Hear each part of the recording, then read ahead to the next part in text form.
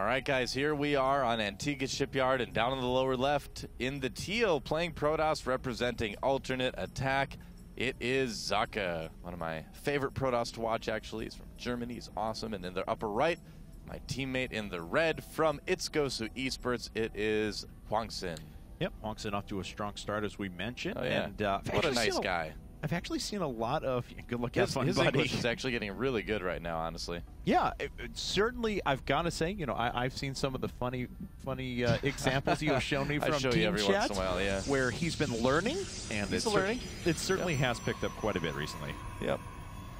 I always think the funniest example of exposing Hwangsin to Western culture is when I introduced him to Hansen from the 90s, and he was totally convinced they were girls. He actually did not believe me that they were guys. Well, I'm still under that illusion. A lot of us are still in denial a little bit about that. Yes. We've moved on. We moved on. Some of us, anyway. Yes, not me. It's difficult. So, PvP. We'll have to see what these guys decide to do. It looks like a 12 gate from Hwangsin.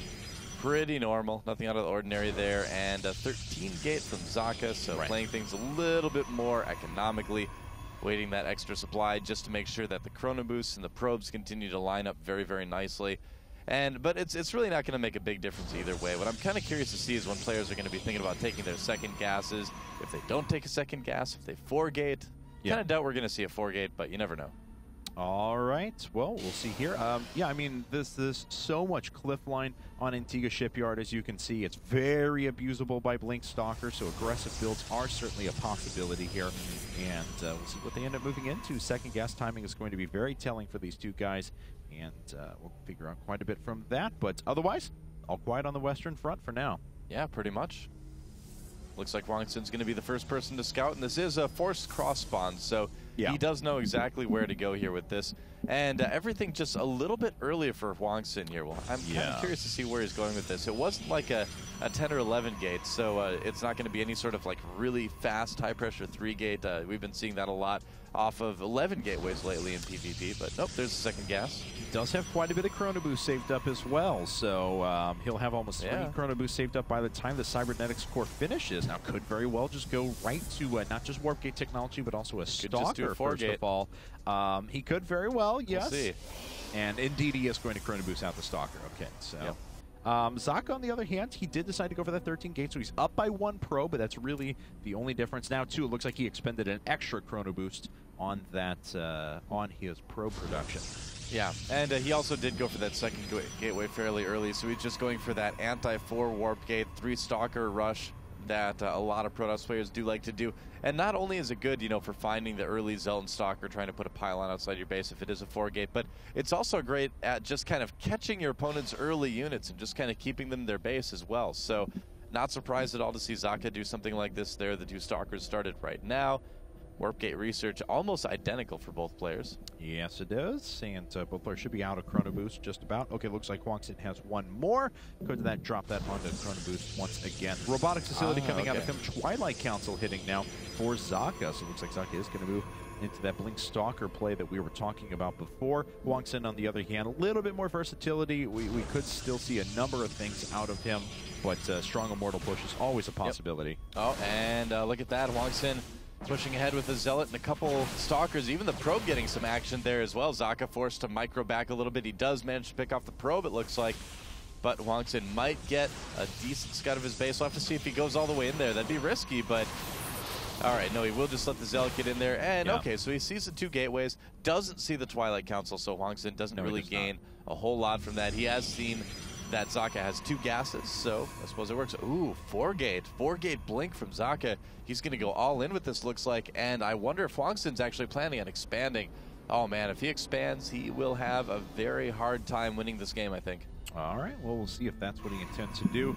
See if Socke, yeah, he is putting down the robotics facility. I was about to ask, so just wants to make 1 observer whenever these units start warping in, so we can jump right over this cliff line. We mentioned Blink Stalkers as a possibility before, and there's because that cliff line, so easy to pull that off. However, an observer is going to get into Socke's base, and Blink is still about 80 seconds away, so going to be a while there. But, and Hwangsin is actually preparing pretty decent anti-blink Stalker force. Yeah. He does have Immortals coming up. He's got Sentries to force field the top of the ramp. But of course, with the Observer, he's going to be a little bit more mobile and making sure he can get back and defending the bottom of his base.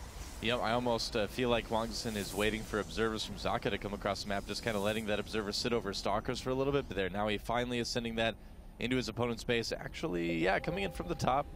There's a ping to let us know there is indeed an Observer, apparently. Why, thank you. And Hwangsin does decide to expand. All right, well, he's going to need to kind of flex all his defensive muscles that he has to survive this. This is going to be a very strong all-in from Socke, coming just a bit.